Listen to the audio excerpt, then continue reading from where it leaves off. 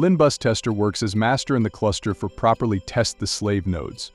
Software of Lin-Bus Tester makes possible to monitor both master and slave signals easily and manipulate the master signals. Desired display type made choosable to test slave or analyze it. After opening LDF file, all displays are accessible, and connecting the Lin-Bus Tester with USB to computer and LIN cable to cluster all is set.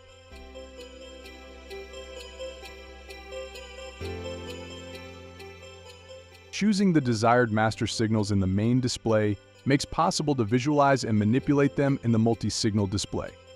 In that display, slave signals are also distinguishable and monitored in multi-ways.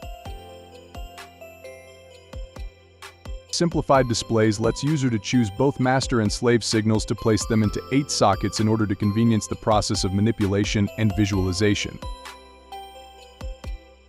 Logic Analyzer display plots the selected master and slave signal into screen with 0.5-second delay.